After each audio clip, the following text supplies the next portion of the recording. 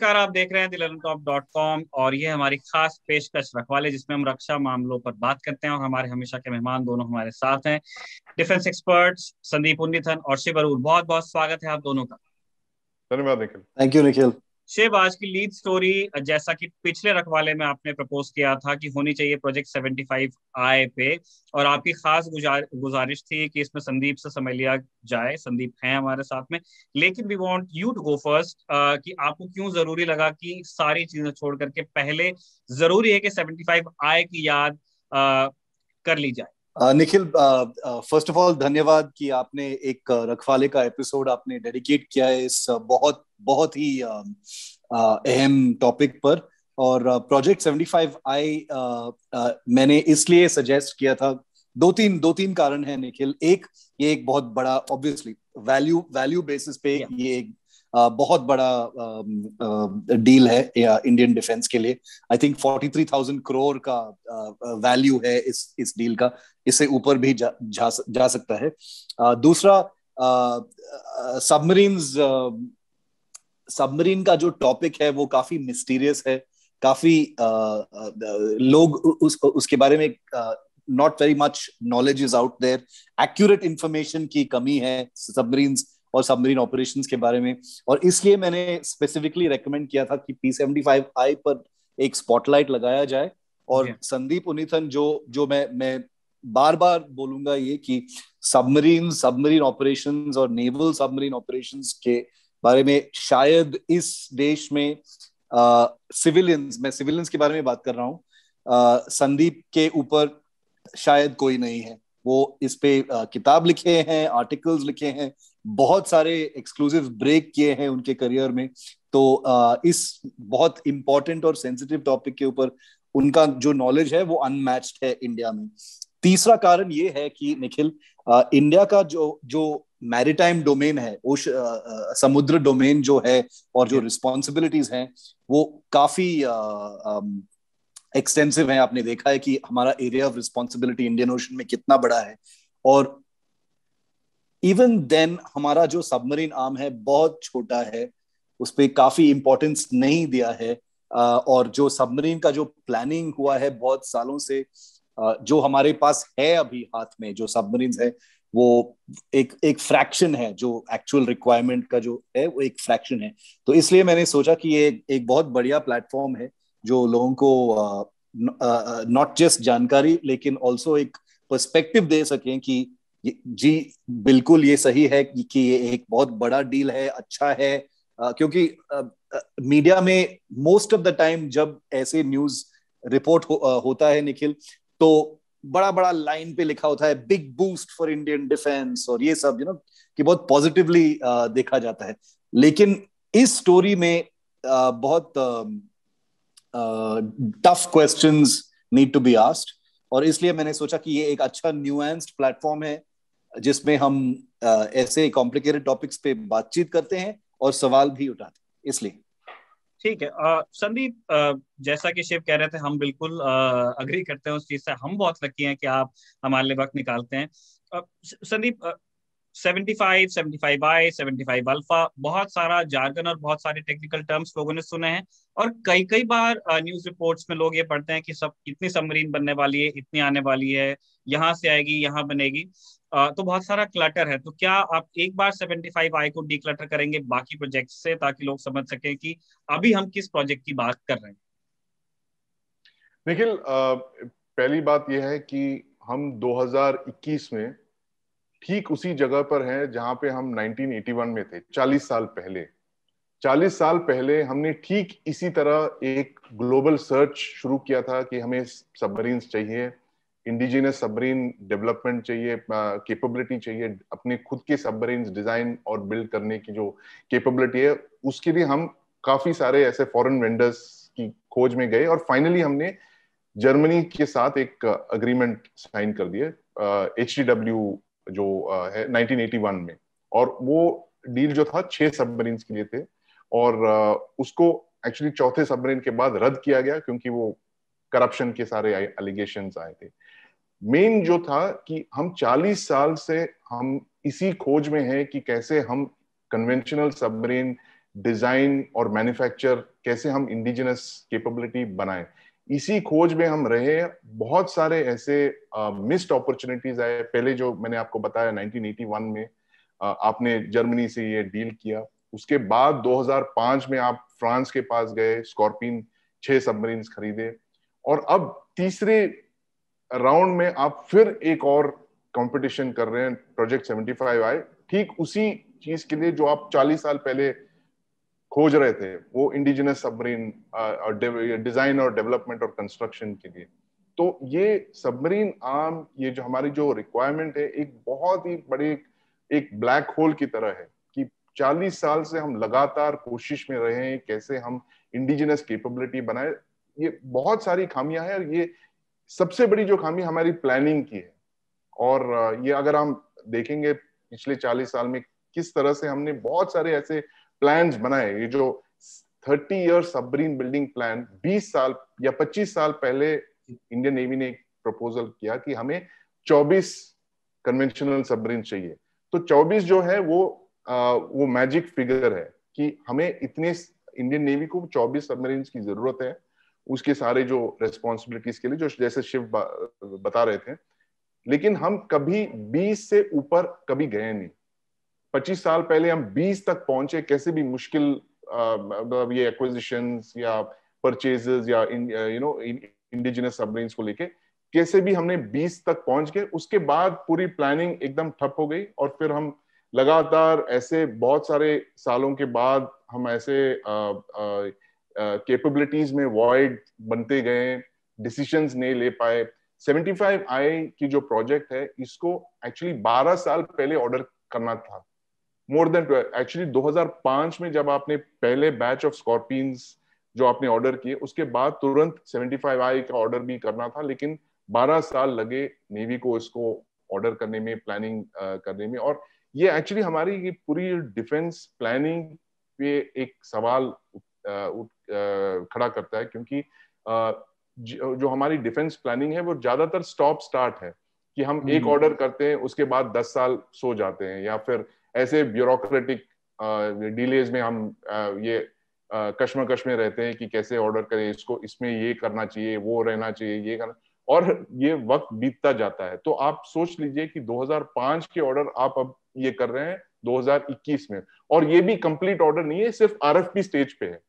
इसका मतलब जो 6 75 इंडिया सबमरीन्स आपको आने हैं, वो लगभग 3 या 4 साल और लगेंगे, ये पूरी जो पेपर वर्क और प्रोसेस सब करने में। और मैं यकीन के साथ ये कह सकता हूं कि ये जो 2021 से लेके 2030 तक का जो डिकेड है, जो 10 साल है, जहां पे आपको एटलीस्ट 12 सबमरीन्स चाहिए थे, आपको सिर्फ 3 या 4 सबमरीन्स मिलेंगे। और आपकी जो पूरी जो आपने 1980 से लेके आज तक जो भी आपने सबमरीन्स खरीदे हैं, वो सारे सबमरीन्स 30 साल से ऊपर चले गए, उनकी लाइफ जो है। आप अब कुछ ही शायद इस साल या अगले साल पहले किलो क्लास सबमरीन को आप डिकमीशन करोगे। तो जिन किलो क्लास जो है आपके पास 8 सबमरीन बचे हैं, एक एक्सीडेंट में चला गया, दूसरा एक आपने म्यांमार को ट्रांसफर कर दिया। तो धीरे धीरे ये सारे जो सबमरीन है आपने 1980s में खरीदे, वो उनको रिप्लेस करने का वक्त आ गया है।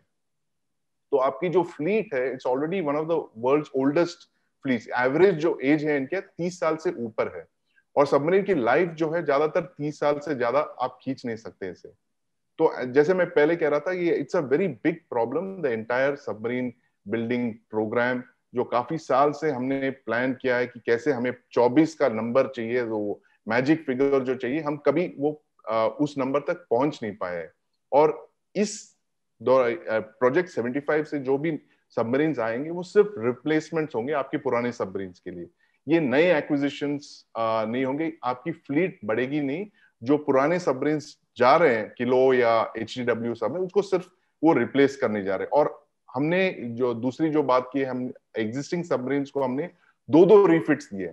नॉर्मली जो है एक सिंगल लाइफ एक्सटेंशन रिफिट देते हैं, हमने एक और रिफिट दे दिया उनके ऊपर, जो किलो क्लास सबमरीन हमारे रशियन वाले फ्लीट। तो इसीलिए मैं समझता हूं कि जो हमारी जो सबमरीन एक्विजिशन प्लान है, जिसका जो एक हाईलाइट ये प्रोजेक्ट 75 इंडिया ये, कि हम 40 साल से हम ये प्रॉब्लम सॉल्व नहीं कर पाए कि हम कैसे एक लाइन या 2 लाइन से 24 सबमरीन हम फील्ड कर सकें। इसीलिए अगर आप देखोगे कि कितनी डाइवर्सिटी है हमारी फ्लीट में, कुछ फ्रेंच सबमरीन्स है, कुछ रशियन सबमरीन्स है, कुछ जर्मन सबमरीन्स है। शायद ही ऐसा देश होगा दुनिया में जिसने 3 देशों से सबमरीन की टेक्नोलॉजी ली, दो देशों से सबमरीन डिजाइन टेक्नोलॉजी खरीदी और तीसरी बार हम खरीदने जा रहे हैं। ऐसे बहुत कम देश है कि हम लगातार उसी चक्कर में पड़ते जा रहे हैं। हर 20 साल हम किसी फॉरेन कंट्री के पास जा रहे हैं कि हमें डिजाइन ये दे दीजिए, जबकि हमने ऑलरेडी स्कॉर्पियन के साथ ऐसे डिजाइन डॉक्यूमेंटेशन हमने ट्रांसफर करवाए, उससे पहले HDW से भी करवाए, अब तीसरी राउंड पे हम जाने वाले हैं। तो एक्चुअली ये बहुत ही एक चिंता का विषय है। और ये जो प्रोसेस है इस पूरे एक्विजिशन का 75I का, ये एक्चुअली एक गोल्ड स्टैंडर्ड है किस तरह से हमें प्रोक्योरमेंट नहीं करना चाहिए। तो जैसे कि MMRCA है इंडियन एयरफोर्स के जो एक गोल्ड स्टैंडर्ड है, जैसे शिव अक्सर कहते हैं कि this is how not to procure an aircraft programme, ये P75I और 24 year submarine building plan is how not to procure submarines. It's a test case, ये इनको पढ़ाया जाना चाहिए या मिलिट्रीज में कि this is how a flawed submarine acquisition plan is. और अभी देर नहीं है, it is actually time the government actually should sit down and see, look at the number of ये जो प्लेटफॉर्म्स घट रहे हैं लगातार अगले कुछ सालों में, इसलिए they have to really work fast. तो मैं सजेस्ट कर रहा था एक आर्टिकल में कि दे शुड एक्चुअली गेट जो भी जिनके पास भी सबमरीन बिल्डिंग कैपेबिलिटीज है देश में, उनको साथ में एक कंसोर्शियम के तौर पे बिठा के उनको पैरेलल लाइंस देने चाहिए। L&T है और मैज़गन डॉक्स है, दोनों को parallel. There is no point of doing a competition.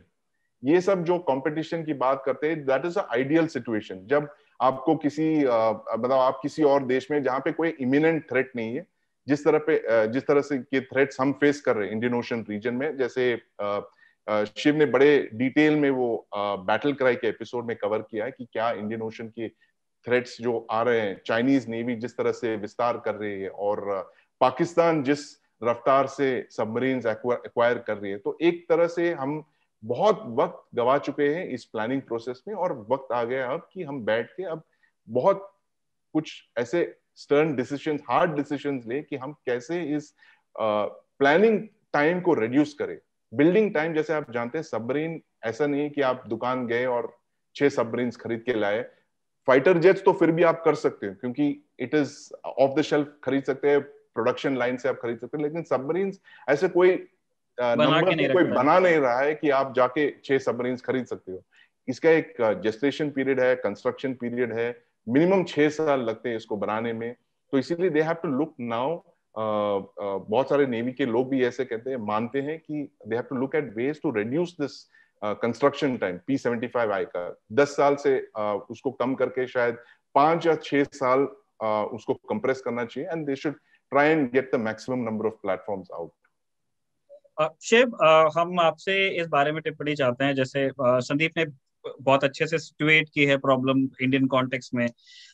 हमें जानना चाहते हैं कि जो आम दर्शक होता है उसको बड़ी आदत होती है एक बीन काउंट की। वो पाकिस्तान का नंबर ऑफ सबमरीन एक टेबल में लिखते हैं, फिर वो चाइना का सबमरीन एक टेबल में लिखते हैं, वो इंडिया का लिखते हैं। हम ये चाहते हैं कि हमारे दर्शकों को आपके जरिए ये समझने का मौका मिले कि इस बीन काउंट में बहुत ज्यादा रखा नहीं होता है। अवेलेबिलिटी एक बहुत दूसरा टॉपिक होता है कि आपके पास नंबर ऑफ सबमरीन क्या है और आप कितना पेट्रोल पे भेज सकते हो एट अ टाइम और कौन से सी बोर्ड पे। उस बारे में एक कॉन्टेक्स्ट में क्या आप इस पूरी प्रॉब्लम को रख पाएंगे जो हमारे दो इमिनेंट थ्रेट्स हैं, चाइना और पाकिस्तान? ये एक बहुत अहम और बहुत अच्छा सवाल है निखिल, और आप बिल्कुल ठीक कह रहे हो कि बीन काउंट एक बहुत टेम्पटिंग चीज है, क्योंकि वो एक बहुत सिंपल फॉर्म में डिस्प्ले करता है कि किसके किसके पास क्या है। लेकिन इस स्पेशली सबमरीन के क्षेत्र में ये काफी कॉम्प्लिकेटेड चीज है। और जैसे हम सबको पता है कि जब आप चाइना के खिलाफ बीन काउंट करते हो तो बहुत बुरा लगता है, क्योंकि उनके पास वो मतलब बिस्किट की तरफ बनाते हैं, जहाज सबमरीन जो भी है वो बहुत बनाते हैं। क्वालिटी अवेलेबिलिटी ये सब तो एक अलग चीज है और वो कॉम्प्लिकेटेड चीज है। लेकिन अगर सिर्फ आप एक मैथमेटिकल बीन काउंट करोगे तो वो ग्राफ बहुत बहुत डिफिकल्ट लगता है।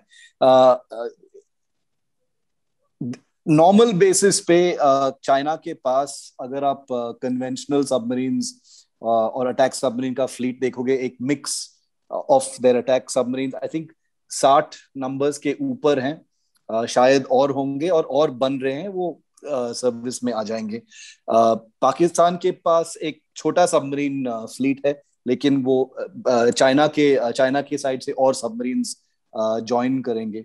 जैसे संदीप ने काफी रिपोर्ट किया है कि चाइना के पास जो न्यूक्लियर सबमरीन्स हैं, उनका ये सबमरीन स्क्वाड्रन जो हैं काफी इंडियन ओशन में आ चुके हैं, मिशंस कर चुके हैं, ट्रांजिट कर चुके हैं। और जो हमको पता है, जो हमको नहीं पता है वो नहीं पता है, लेकिन जो पता है हमको वो ये है कि काफी ऑपरेशंस हुए हैं। और इंडिया के पास हमारे पास सिर्फ एक न्यूक्लियर अटैक सबमरीन है, और वो भी लीज पे है। और शायद जैसे संदीप ने अभी रिपोर्ट किया है कि वो वापस जाएगा रशिया को, और 3 साल के बाद शायद चक्रा 3 जो the third Akula submarine will come to the Indian Navy. तो उसके बीच में हमारे पास सिर्फ ये छोटा सा कन्वेंशनल सबमरीन फोर्स है। तो एक्चुअल बीन काउंट के तौर पर अगर आप देखोगे तो हम ठीक हैं अभी, as far as the Indian Ocean is concerned, क्योंकि चाइना का जो फ्लीट है वो स्टिल काफी दूर है। Even though the domain has overlapped, there are competing causes and competing domains, लेकिन अगर आप सबमरीन्स और सबमरीन ऑपरेशंस को कंपेयर करोगे तो अप टिल नाउ वो एक इमर्जेंट इशू नहीं बना है, even though Chinese submarines have entered the Indian Ocean. So that is the as much as I would say as far as that is concerned. लेकिन जो पाकिस्तान और चाइना का जो लिंक है निखिल, वो एक इम्पॉर्टेंट एलिमेंट है इस सारे मैट्रिक्स में, क्योंकि चाइनीज सबमरीन्स जो बन रहे हैं वो सप्लाई होंगे पाकिस्तान को as a satellite state, as an asset of China in the Indian Ocean, जो स्ट्रेटेजिकली प्लेस्ड है पाकिस्तान, जो पाकिस्तान है। आप समझ सकते हो कि Pakistan becomes a kind of maritime asset of the Chinese government in the Indian Ocean. अगर आप सबमरीन एसेट्स के बारे में बात करोगे, सबमरीन मेंटेनेंस हब्स के बारे में बात करोगे, एक फ्रेंडली पोर्ट है इंडियन ओशन अरेबियन सी में चाइनीज सबमरीन्स के लिए, इफ द सिचुएशन और द नीड अराइजेस। तो इसलिए हम ऐसे नहीं बैठ के सोच सकते हैं कि चाइना काफी दूर है। ये बिल्कुल ठीक है कि उनके सबमरीन्स हमारे इलाके में आ जाते हैं कभी कभी, लेकिन ये एक एब्सोल्युटली एक्टिव और अर्जेंट सिचुएशन है। और इसलिए जैसे संदीप ने भी रिपोर्ट किया है कि इंडिया का बहुत बहुत डिलेज के बाद निखिल, इंडिया का भी एक SSN प्रोग्राम क्लियर हुआ है, न्यूक्लियर पावर्ड अटैक सबमरीन के बारे में का प्रोजेक्ट क्लियर हुआ है। I am sure you are going to ask about that as well, so very briefly I will mention. और वो एक एब्सोल्युटली क्रूशल चीज है निखिल, क्योंकि कन्वेंशनल सबमरीन्स एक एंगल से एक पास्ट का टेक्नोलॉजी है कन्वेंशनल सबमरीन्स, और ये P-75I भी कन्वेंशनल ही है, डीजल इलेक्ट्रिक सबमरीन्स है। जी हाँ, उनके पास एक इम्प्रूवमेंट है, एयर इंडिपेंडेंट प्रोपल्शन, जिसकी तरफ से आप समुद्र के नीचे और टाइम के लिए रह सकते हो, but nothing compared to a nuclear submarine का जो एंड्योरेंस और लॉन्जेविटी है। तो अगर ये सब आप देखोगे तो India has a real problem, एक एक्चुअल चैलेंज है। टाइम किसी के पास नहीं है। चाइना जो सप्लाई करेगा वो करता रहेगा to its own navy and to the Pakistan government and possibly to other countries in India's domain as well. तो इसलिए it's a very very difficult situation.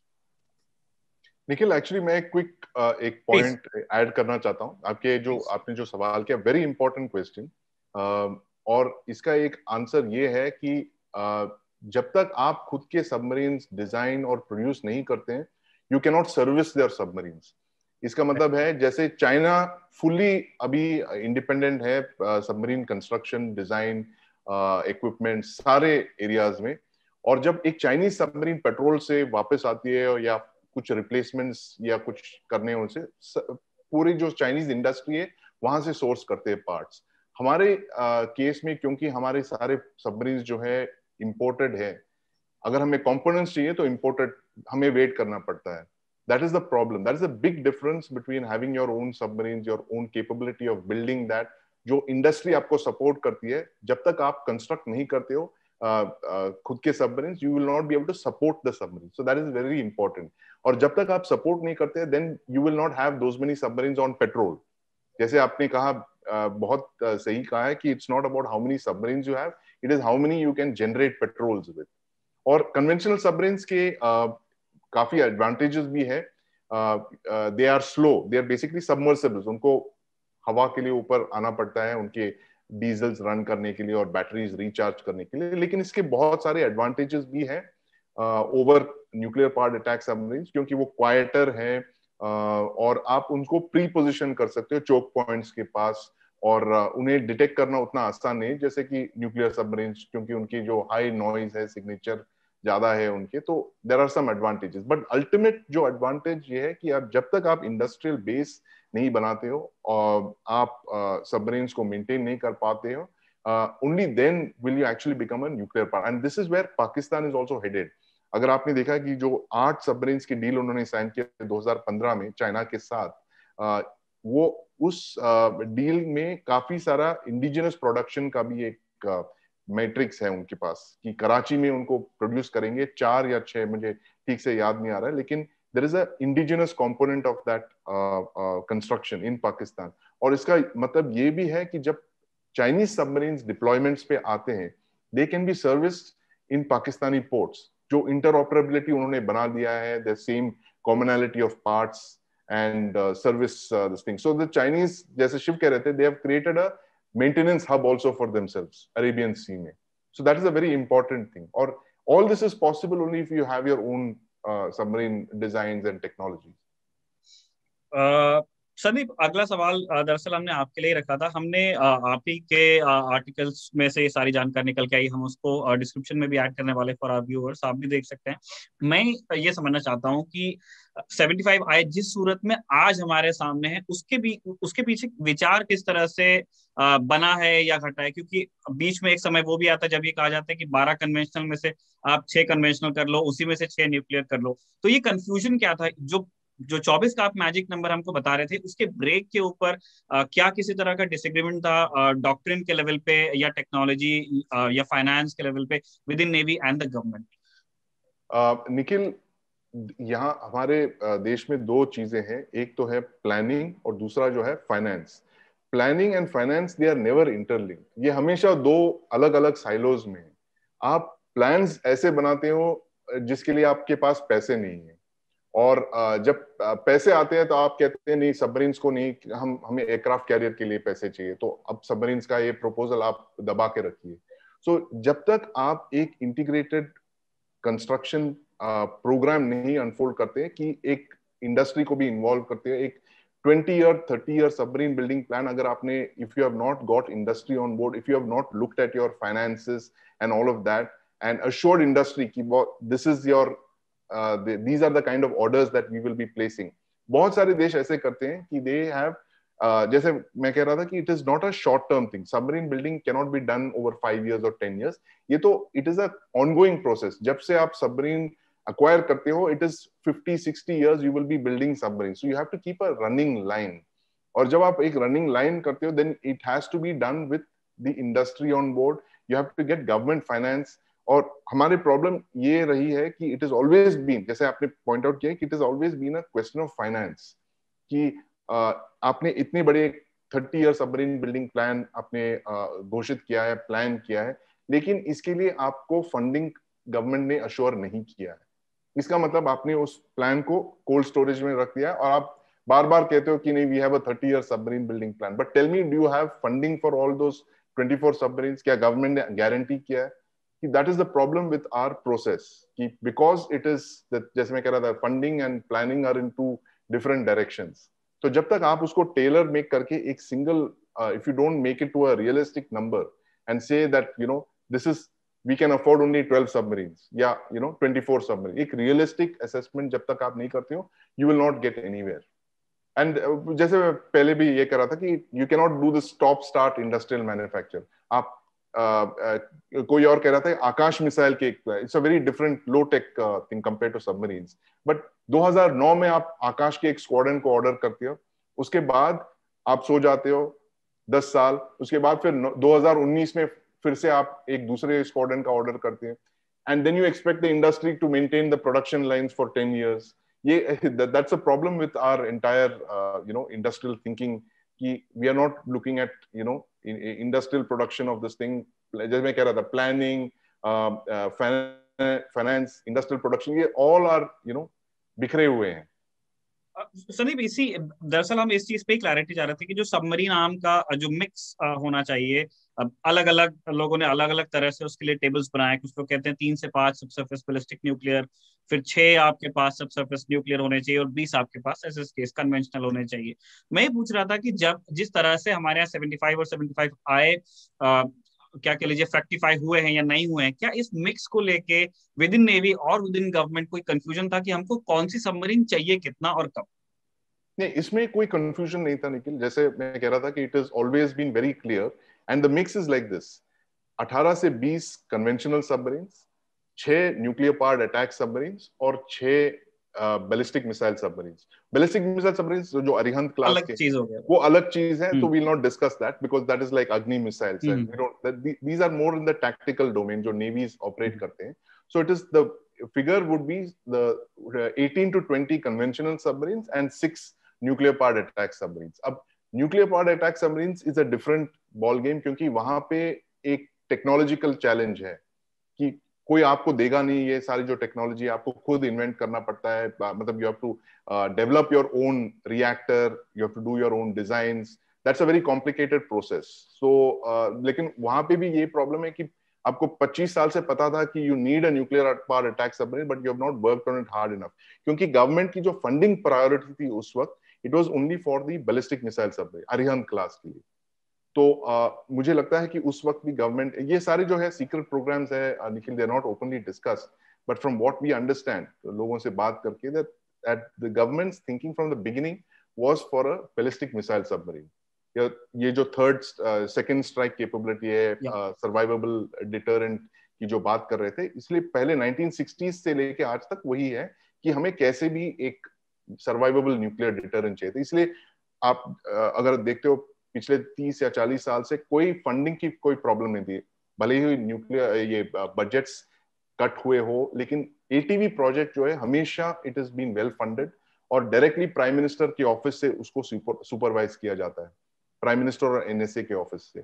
So that is a different programme and it is given a lot of importance. लेकिन ये जो conventional submarines है, जो tactical level पे जो navy के एम्बिट में जो आते हैं, that is generally suffered from a lot of delays and all that. ये प्लानिंग प्रोसेस की वजह से they have not been able to decide which will get more money, submarine will get it, aircraft carrier। और navy की जो, जैसे आप जानते हैं, navy is the smallest of the services, और उसकी जो फंडिंग है, it is never gone more than 15% of the defence budget.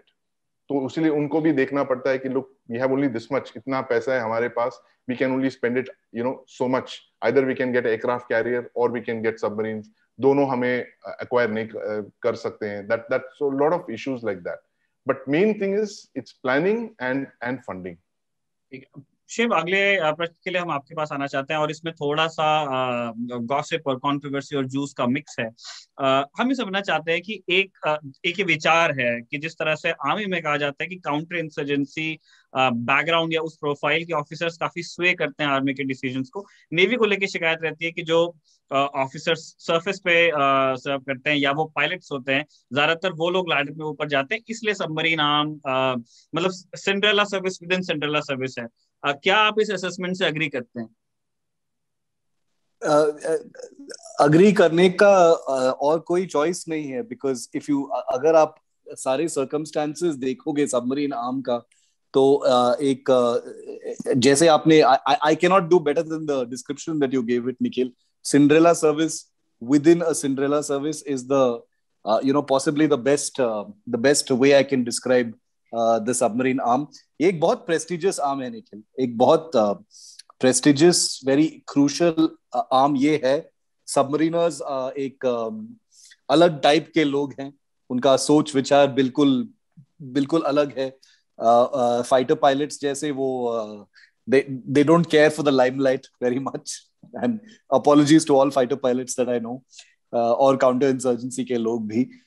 तो ये एक it really is the silent service. I mean, अगर आप देखोगे तो it's a different kind of breed that comes into submarining, और जो ट्रेनिंग और जो कंडीशनिंग होता है सबमरीनिंग में, जो लोग इमर्ज करते हैं इस ट्रेनिंग से, वो एक it's difficult to imagine for most of us. जैसे आई कैन टेल यू एक एग्जांपल मैं दे सकता हूँ निखिल की, और ये एक्चुअली संदीप का आइडिया था। पैंडेमिक के दौरान जब लोग घर पे बैठे थे, लॉकडाउन बिल्कुल शुरू हुआ था उस टाइम पर, और काफी एंजाइटी था, क्लॉस्ट्रोफोबिया था, लोग अपने घर में बैठे थे। तो हमने एक स्टोरी किया था और मैंने संदीप का मदद लिया था कि सबमरीनर्स का क्या एडवाइस होगा अगर आपको अंदर ही बैठना है महीनों के लिए, हफ्तों के लिए, महीनों के लिए बैठना है, तो आपका मेंटल कंडीशनिंग कैसे होता है। और ऐसा ट्रेनिंग तो होता ही है सबमरीन ट्रेनिंग और सबमरीन आर्म में। तो हमने एक बहुत अच्छा शो किया था उस टाइम पे, और 3-4 सबमरीनर्स हमारे साथ जुड़े थे, और उन्होंने एक थोड़ा सा इंसाइट दिया था कि what goes into the making of submariner, और आप कैसे टॉलरेट करते हो एक ही छोटा सा जगह में रहना बहुत हफ्तों या महीनों के लिए। नॉर्मल सिविलियंस तो पागल हो जाएंगे ऐसे स्थिति में। तो वो सब टॉपिक्स के बारे में हमने बात किया। तो ये एक आई फील कि सबमरीन आर्म काफी इग्नोर्ड है, लोग काफी जानते नहीं है सबमरीन आर्म के बारे में, क्योंकि bye it's very nature Nikhil एक सीक्रेटिव चीज है, उसके बारे में बात नहीं करना चाहते हैं। INS अरिहंत के बारे में अगर बात करोगे, बिल्कुल अलग है ये। You can not consider it as a submarine, it's a weapons platform. Sandeep और मैं बहुत लकी थे। हम उस टाइम मनमोहन सिंह गवर्नमेंट था, आई थिंक 2011 और 2012 2009 सॉरी। और संदीप और मैं गए थे, एक गवर्नमेंट ट्रिप में गए थे, नो कैमरास, नो फोन्स, कुछ भी नहीं था, अलाउड नहीं था निखिल। और हम जाके हमने देखा था ये लॉन्च सेरेमनी अरिहंत का, और हमको बिल्कुल विश्वास नहीं था कि मतलब ये इंडिया का सबसे सीक्रेट, मतलब सबमरीन था बट सबसे सीक्रेट प्रोग्राम था। हमने सिर्फ उसके बारे में पढ़ा था, ज्यादातर संदीप के आर्टिकल्स जो इंडिया टुडे में बहुत सालों से लिख रहे थे, और हमको विश्वास नहीं था कि इसके ऊपर एक प्रेस टूर ऑर्गेनाइज किया था। तो और जब हम वहां पे थे, काफी सबमरीनर्स वहां पे भी थे। हमने चक्रा के इनॉग्रेशन में भी गए थे, विशाखापट्टनम, कुछ साल बाद, उसके बाद। और सबमरीनर्स काफी not very comfortable with publicity. वो चाहते हैं कि कम जानकारी हो उनके ऑपरेशंस के बारे। मेरा सवाल दरअसल ये था कि ये जो जिस भी तरह से वो ग्रूम होते हैं, या जिस भी तरह से वो प्रोफेशनली नेवी के ऑर्गेनाइजेशनल स्ट्रक्चर्स में ऊपर जाते हैं अप द लैडर, क्या उससे उनके इंटरेस्ट भी हिट होते हैं इन अ वे कि उनके आर्म के लिए वो कम फंडिंग या कम इंटरेस्ट जनरेट कर पाते हैं जब अंदर बात होती है विद इन नेवी की, मतलब हमें करना क्या है, क्या कोई टफ वॉर टाइप का होता है? एक वेरी प्लेन जवाब जो है Nikhil to that is turf, departmental turf wars तो in all the armed forces हैं। अगर आर्मी में देखोगे तो इन्फेंट्री और आर्टिलरी के बीच में, आर्मर्ड कोर के बीच में लगातार एक टर्फ वॉर चलता है। एयरफोर्स में भी ऑब्वियसली आपने देखा है कि कैसे होता है, और बिल्कुल नेवी में भी ये टर्फ वॉर्स बिल्कुल होते हैं। ऑब्वियसली सबमरीन आर्म का representation is less than the surface combatants. Sandeep इसके बारे में will probably be able to tell you the nitty-gritties in more detail, लेकिन definitely उनका जो bargaining power, it has to be smaller. वो representative है, वो दिखाई भी देता है in terms of the numbers, in terms of the submarine arm का जो साइज है, उसमें दिखाई देता है उनका influence within the service भी एक्चुअली कितना है।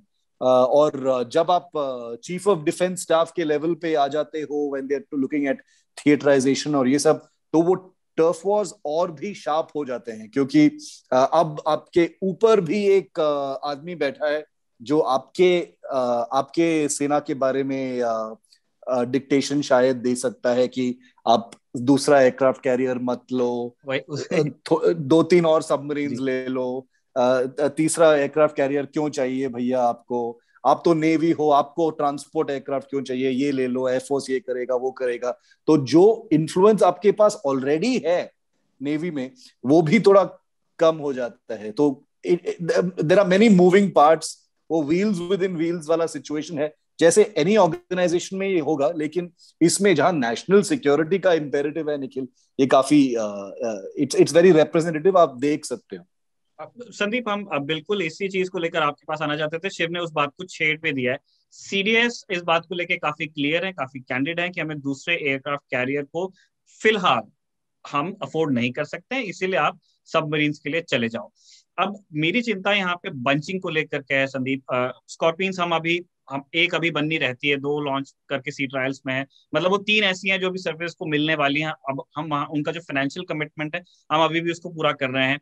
जैसे कि आपकी ही रिपोर्ट्स के मार्फत दर्शक जानते हैं कि 6 न्यूक्लियर सबमरीन्स अटैक सबमरीन्स के लिए हम लोगों ने अब बात करनी शुरू कर दी। क्या किसी ऐसी स्थिति की कल्पना भी आप करते हैं कि यहाँ पे जो 75 आए हैं, अब जो आगे है 6 कन्वेंशनल सबमरीन्स विद एआईपी, उससे भी छेड़खानी हो जाए या डिले में या फंडिंग में?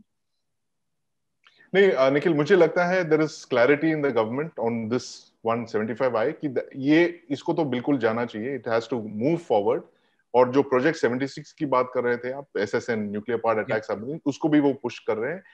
IAC-2 जो है, that is one project that will not take off Nikhil. जो जहां तक कि मेरी समझ है from speaking to people within the government, is that they are not in favour of a second और थर्ड एयरक्राफ्ट कैरियर, जो कि नेवी की एक लॉन्ग स्टैंडिंग रिक्वायरमेंट है कि हमें 3 एयरक्राफ्ट कैरियर चाहिए, क्योंकि हमें किसी भी वक्त 2 कैरियर बैटल ग्रुप्स की जरूरत पड़ेगी। गवर्नमेंट का ये कहना है, और सीडीएस ने काफी इसे विस्तार में उन्होंने एक्सप्लेन भी किया है कि जब आप एक एयरक्राफ्ट कैरियर लेते हैं, सिर्फ एयरक्राफ्ट कैरियर नहीं ले रहे हो, उस पे जो जहाज होंगे, हवाई जहाज, फाइटर जेट्स, हेलीकॉप्टर्स, उसके साथ जो एस्कॉर्ट ये है, फिर वो क्रूज जो उसकी 2000-3000 एडिशनल क्रू आप हायर करोगे, रिक्रूट करोगे, ये सारी जो चीज, वो एक बिग पिक्चर वो देख रहे थे। इसलिए उन्होंने कहा हमें IAC-2 की अब जरूरत नहीं है, हो सकता है आगे चल के हम इसे देख सकते हैं। और इसकी जो ऑपोजिशन, सबसे जो इसके बड़े जो ओपोनेंट थे वो मनोहर पारिकर थे, और उनको बताया गया कि एक मीटिंग में उनको ब्रीफ कर रहे थे कुछ साल पहले नेवी, और उन्होंने कहा कि, तो उन्होंने पूछा कि आपको एयरक्राफ्ट कैरियर की क्यों जरूरत पड़ रही है IAC-2 की, तो उनको बताया कि देखिए चाइना भी एयरक्राफ्ट कैरियर्स ले रही है, 2, 3, 4। तो फिर पारिकर ने कहा, फिर अगर चाइना एयरक्राफ्ट कैरियर ले रहे तो आपको सबमरीन्स लेने हैं, यहाँ की aircraft carrier to aircraft carrier contest तो नहीं होगा, तो you have to acquire more submarines. तो ये जो सोच है, जो पारिकर साहब मुझे बताया गया है कि उन्होंने फाइल्स में भी ऐसा लिखा है कि navy should focus more on submarines rather than aircraft carriers. So that is very clear, at least in this government. और दूसरा जो I want to compliment you on that line, वो जो आपने कहा Cinderella service within a Cinderella service, बहुत बढ़िया line है। It actually captures it so beautifully.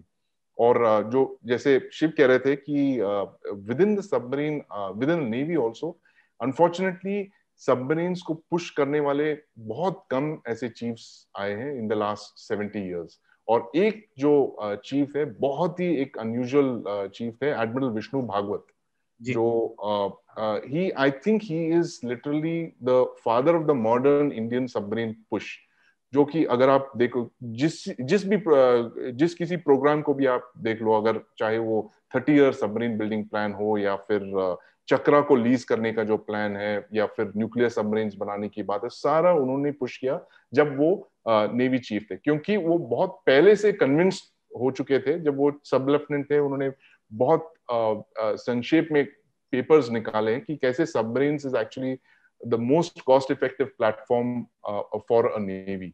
और हम एक्चुअली ये सबमरीन हमें बहुत देर से आए, मिड 1960s में आए। पाकिस्तान के बाद हमने अपनी जो सबमरीन आर्म हमने जो है वो एक्वायर किया रशिया से। और आप क्लियरली देख सकते हैं किस तरह से, क्योंकि हमारी जो नेवी थी 1947 से लेके मिड 60s तक वेस्टर्न इन्फ्लुएंस नेवी थी, तो वेस्टर्न नेवी ऐसा नहीं चाहते कि इंडियन ओशन में एक डोमिनेंट नेवी के पास बड़ी सबमरीन फ्लीट आ जाए, इसलिए शुरू से वो डिस्करेज कर रहे थे कि देखिए हम आपको सबमरीन की जरूरत नहीं, आप ज्यादा एयरक्राफ्ट कैरियर्स पे फोकस कीजिए, सरफेस शिप्स पे फोकस कीजिए। और जब हमने पहली बार, जब एडमिरल चैटर्जी के वक्त मिड 1960s में जब हमने पहली बार एक मॉडर्न सबमरीन आर्म की बात कर शुरू की, तब उन्होंने कहा कि नहीं नहीं, आपको मॉडर्न सबमरीन की जरूरत नहीं, आप ये पुराने सबमरीन ले लो। तब सोवियत यूनियन ने इंटरजेक्ट किया और उन्होंने ऑफर किया हमें कि आप सबसे मॉडर्न सबमरीन हम आपको दे देंगे। और उसके बाद उन्होंने वो चक्रा 1 जो है लीज किया था। तो हमारी जो सारी जो push towards the Soviet union ये सबमरीन से शुरू हुई थी, and that is a very important weapon of war. और खासकर कि जब कोई ऐसा देश आए जिसने इतनी तादाद पे सरफेस शिप्स डिप्लॉय किए, जैसे कि चाइना ने किया है पिछले 10 साल में, पूरे इंडियन नेवी को उन्होंने ऐड कर लिया है पिछले 10 साल में, उतने नंबर्स में वो शिप्स बढ़ा रहे हैं। तो rather than focus only on surface ships, you have to go underwater. जो मैं मानता हूं कि सबमरीन्स हो या चाहे वो कन्वेंशनल हो या न्यूक्लियर सबमरीन्स हो, this is the best way to for sea denial and to basically give the enemy do a double think about moving his warships around and all that. ठीक है, अब अंतिम प्रश्न है हमारे पास दोनों एक्सपर्ट्स के लिए। संदीप, इनफैक्ट हम आपसे, जो आपने बाद में कह दिया सी कंट्रोल सी डिनायल पे हम पूछने ही वाले थे, बट आपने काफी क्लियर कर दिया है उस बात को कि हमें सी कंट्रोल से सी डिनायल की तरफ जाने की जरूरत है, क्योंकि हम वो सरफेस शिप्स का कॉन्टेस्ट तो आप कभी नहीं जीतने वाले हो, फोर्सिबल फ्यूचर में नहीं करने वाले हो।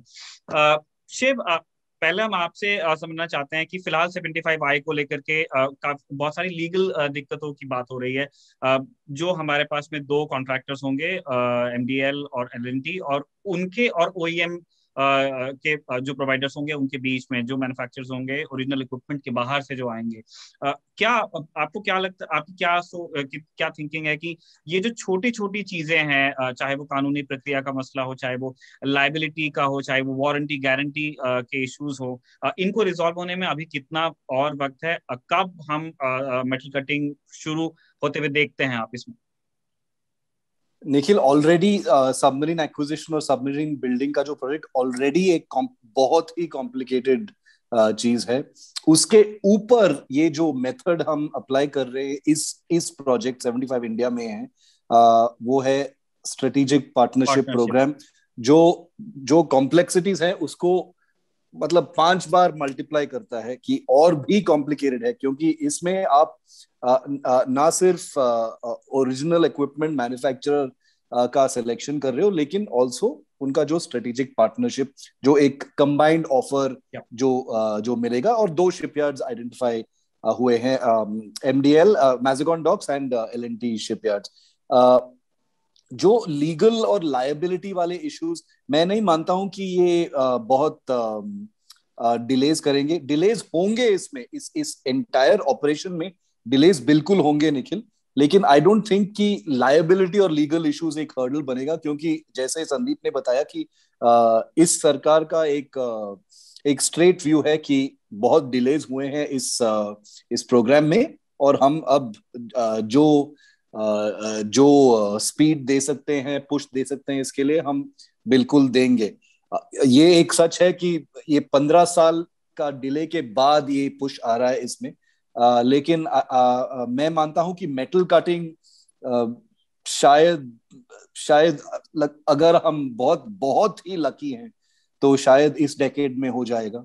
मैं इस डेकेड में मैं एक पेसिमिस्टिक व्यू ले रहा हूँ इस पे, क्योंकि मुझे अभी भी विश्वास नहीं होता है कि ये RFP स्टेज पे है हम। और आप संदीप से पूछ सकते हैं कि RFP, जब हम RFP का वर्ड हम सुनते हैं डिफेंस कॉरेस्पॉन्डेंट्स, तो हम बंद हो जाते हैं कि अच्छा RFP स्टेज पे, चलो ठीक है, तो ये तो बहुत साल होने वाला है। Call me when the RFP is out, उसके बाद जो प्रोसेस है उसके बाद हम बात करेंगे। तो RFP कोई बड़ी चीज नहीं है, वो तो सिर्फ एक डॉक्यूमेंटेशन है। एक मोर इम्पोर्टेंट चीज ये है निखिल की, जो I think your viewers will be interested in knowing, जो संदीप ने अपने आर्टिकल में भी लिखा है कि 1981 में जब हम HDW जर्मनी के साथ एक सबमरीन लाइन बनाया था बॉम्बे में, उसके बाद फ्रेंच के साथ हमने स्कॉर्पियन का लाइन बनाया हमने बॉम्बे में।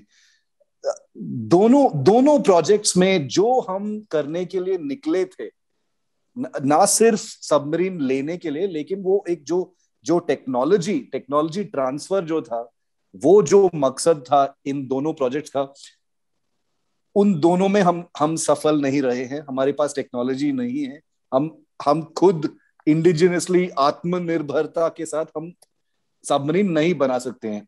तो आप बिल्कुल स्ट्रेट बोल सकते हो कि दोनों दोनों प्रोजेक्ट्स एक साइड से फेलियर्स हैं।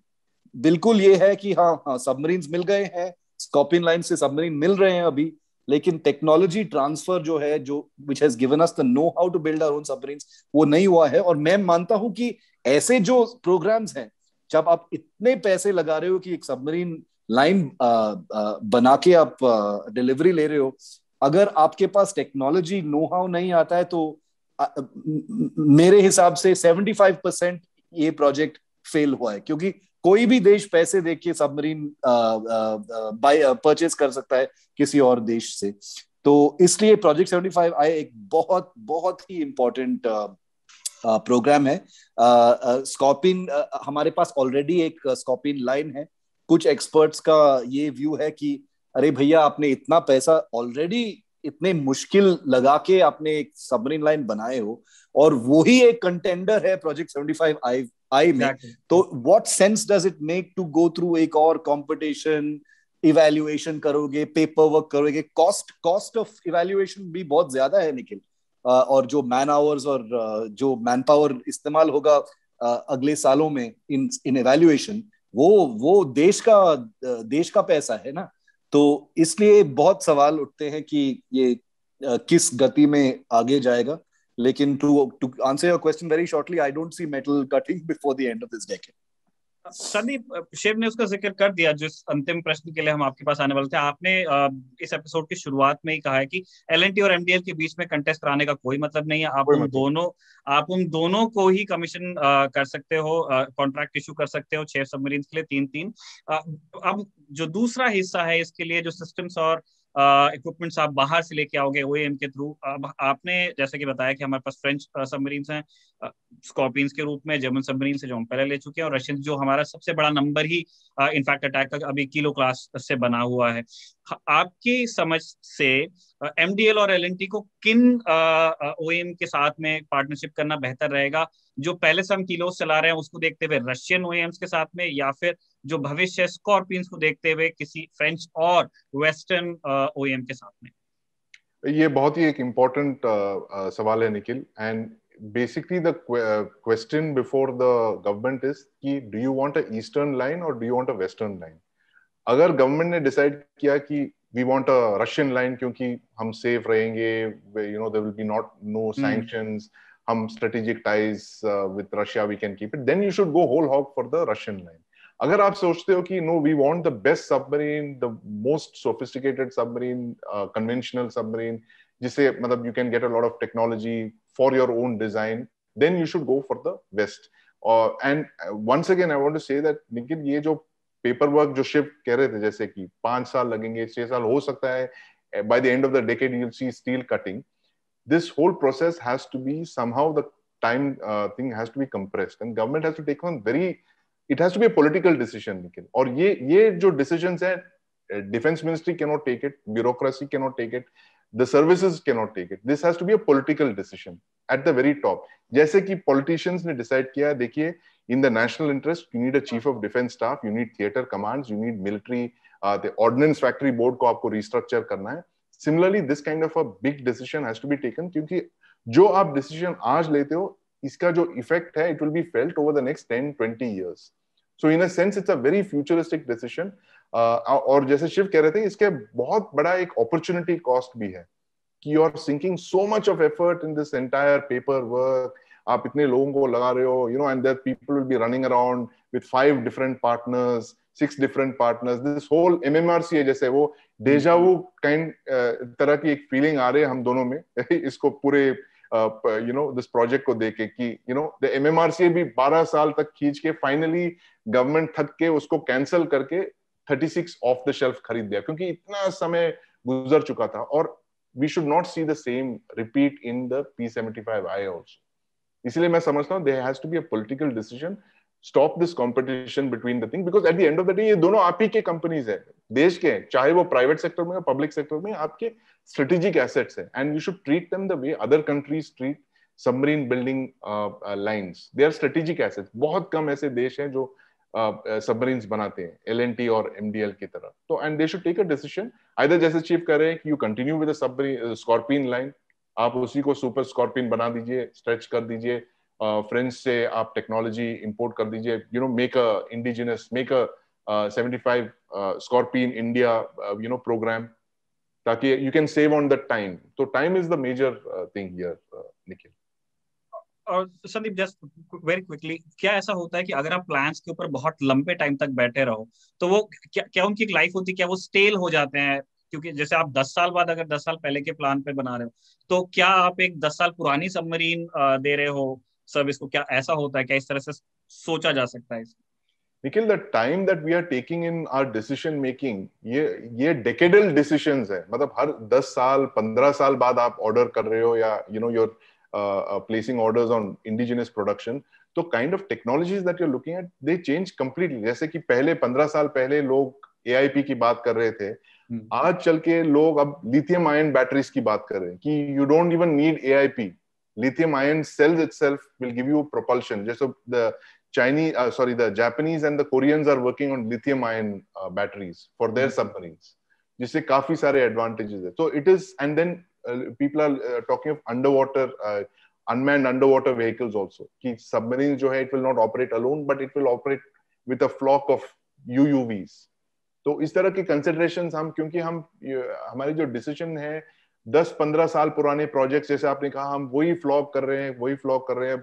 टाइम हो गया 2022, लोग ड्रोन स्वॉर्म कर रहे हैं, अंडर वाटर ड्रोन स्वॉर्म की बात कर रहे हैं, एंड देन यू वंडर कि नहीं इसको चलने दो because it is a old project, अगर मैंने इसको स्टॉप करके कुछ रीडिजाइन कर दिया, कुछ और डिले हो जाएगा इसमें।